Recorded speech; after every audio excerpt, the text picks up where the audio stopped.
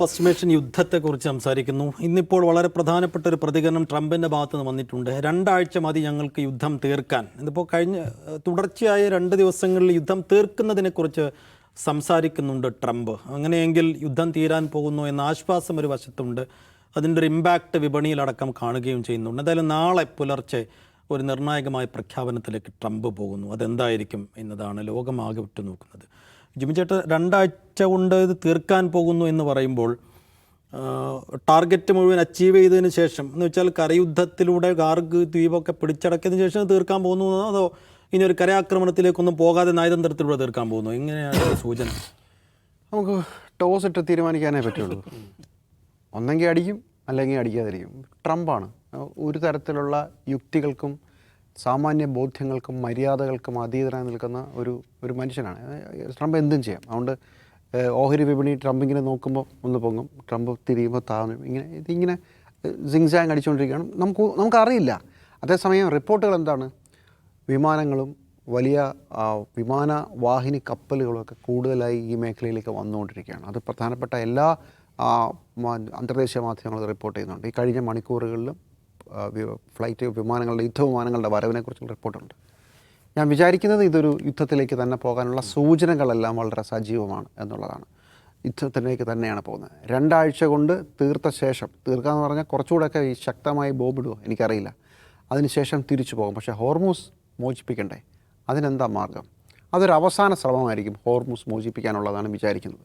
Trump ഇന്നലെ പറഞ്ഞൊരു കാര്യം, ഹോർമൂസിലൂടെ എണ്ണ നിങ്ങൾക്ക് വേണമെങ്കിൽ നിങ്ങൾ കൊണ്ടുപോകണം എന്നാണ് നാറ്റോ രാജ്യങ്ങളോട് പറഞ്ഞത്. അതിനുശേഷം അദ്ദേഹം ഇന്ന് പറഞ്ഞു നാറ്റോയിൽ നിന്ന് അമേരിക്ക പിന്മാറാൻ പോവുകയാണ്, നമുക്കിനി ഇത് വേണ്ട എന്ന് പറഞ്ഞു. അപ്പോൾ സത്യത്തിൽ ഹോർമൂസും ട്രംപ് ഉപേക്ഷിക്കുകയാണോ എന്നൊരു ചോദ്യവും നമുക്കുണ്ട്. നാളെ രാവിലെ ഇന്ത്യൻ സമയം 6:30-ക്കാണ് ട്രംപിൻ്റെ പ്രഖ്യാപനം വരുന്നത്. ആ സമയത്തിനകം എന്തും സംഭവിക്കാം. പക്ഷേ നമ്മളിപ്പോൾ ഈ ഔട്ട് ഓഫ് ഫോക്കസിൽ കയറുന്നതിന് തൊട്ട് മുമ്പ് ഞാൻ കാണുകയായിരുന്നു അബ്ബാസ് അരാഗ്ചിയുടെ വാർത്താ സമ്മേളനം. അത് തുർക്കിയിൽ ഇസ്താംബൂളിൽ നടക്കുകയാണ്. അബ്ബാസ് അരാഗ്ചി ഏതാണ്ട് യുദ്ധം വരും എന്ന ഉറപ്പിച്ചിട്ട് സംസാരിക്കുന്ന പോലെയാണ് നമുക്ക് തോന്നിയത്.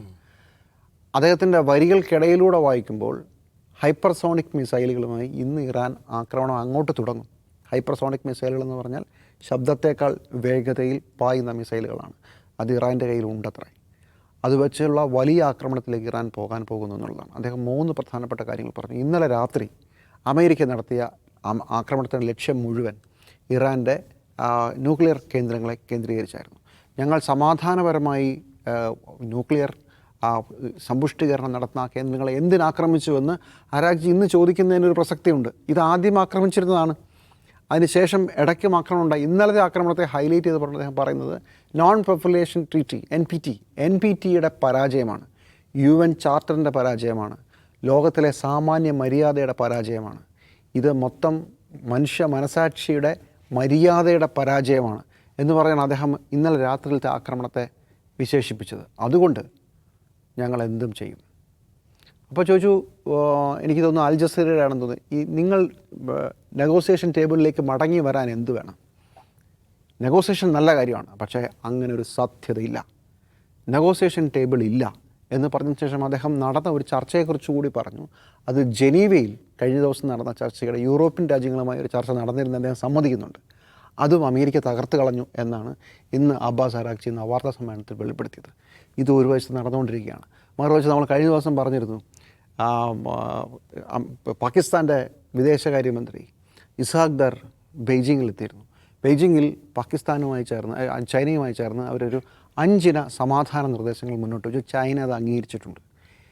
ഈ അബ്ബാസ് അരാഗ്ചി ഇന്ന് ഇസ്താംബൂളിലാണ്. അദ്ദേഹം നാളെ രാവിലെ മോസ്കോയിലെത്തുകയാണ്. പുടിനുമായുള്ള ഏറ്റവും നിർണായകമായ കൂടിക്കാഴ്ച.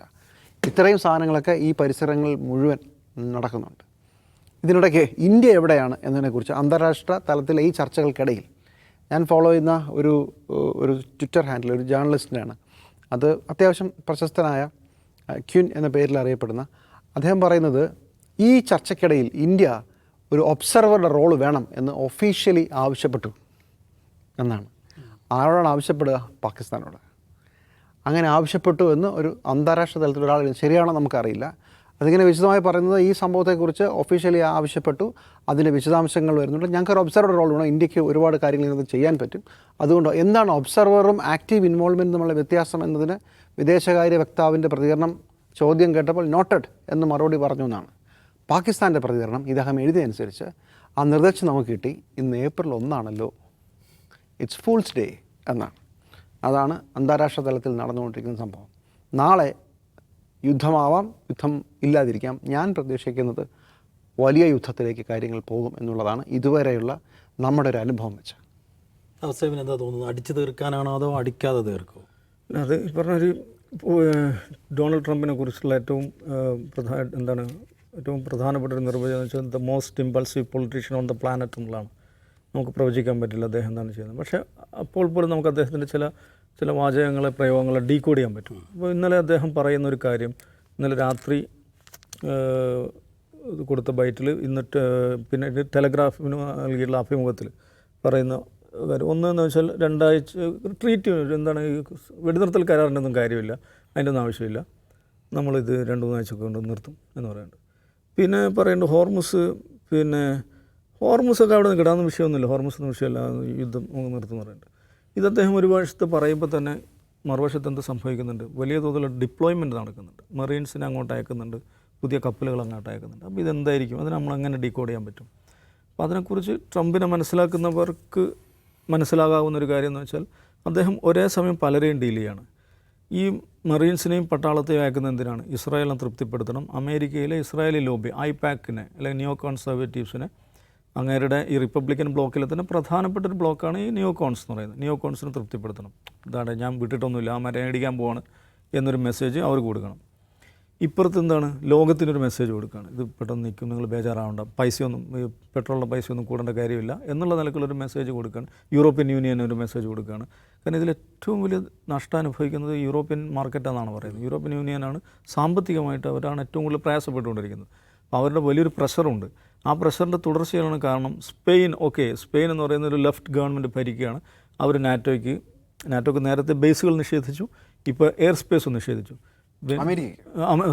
അമേരിക്കക്ക് അവർ നാറ്റോ അംഗരാജ്യം അവരുടെ ഒരു നാറ്റോ അലൈക്ക് ബേസ് നിഷേധിക്കുക, എയർ സ്പേസ് നിഷേധിക്കുക എന്ന് പറഞ്ഞാൽ ചരിത്രത്തിൽ സംഭവിച്ചിട്ടുള്ള കാര്യമാണ്.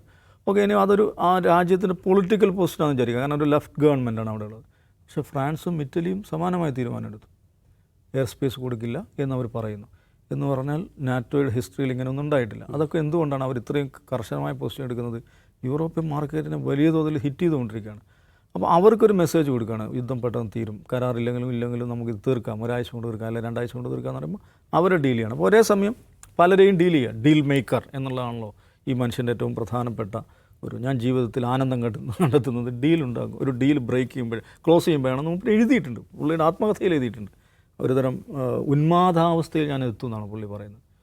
Once a deal is closed, ഉന്മാദാവസ്ഥയിൽ ഞാൻ എത്തും എന്നാണ് പറയുന്നത്. ഡീൽ മേക്കർ എന്ന് പറയുന്ന ഡീൽ മേക്കറിന് 87 മറ്റോ എഴുതിയ പുസ്തകമാണത്. അപ്പോൾ അങ്ങനത്തെ ഒരു മനുഷ്യനാണ്. അപ്പോൾ പലരെയും ഒരേ സമയം ഡീൽ ചെയ്യുക എന്നുള്ളതാണ് അതിൽ നടക്കുന്നത്. അപ്പോൾ ആക്ച്വലി എന്താണ് നടക്കാൻ പോവുക എന്നുള്ളത്, ഇതെല്ലാം കൂടെ ഒരു പക്ഷേ നടന്നേക്കാം. വേണമെങ്കിൽ ഒരു ടോക്കൺ അറ്റാക്ക്, ഒരു മാസീവ് ടോക്കൺ അറ്റാക്ക് നടന്നേക്കും. ഒരൊറ്റ ദിവസം കുറേ അധികം അടിക്കുക, തകർക്കുക. ഇറാനിൽ ഇനിയും ഉയർന്നു നിൽക്കുന്ന കെട്ടിടങ്ങൾ എന്തൊക്കെയാണ് അതിനൊക്കെ തകർക്കുക. ഇറാൻ യുദ്ധത്തിൻ്റെ ഒരു പ്രശ്നം എന്ന് വെച്ചാൽ, നമ്മൾ ഈ ഗസ വാറിൻ്റെ സമയത്ത് ഇറ്റ് വാസ് ലൈക്ക് ഒരു ലൈവ് സ്ട്രീംഡ് ജിനോസൈഡ് എന്ന് പറയും. അവിടെ നിന്നുള്ള ദൃശ്യങ്ങൾ നമുക്ക് അപ്പോൾ കിട്ടിക്കൊണ്ടിരുന്നു.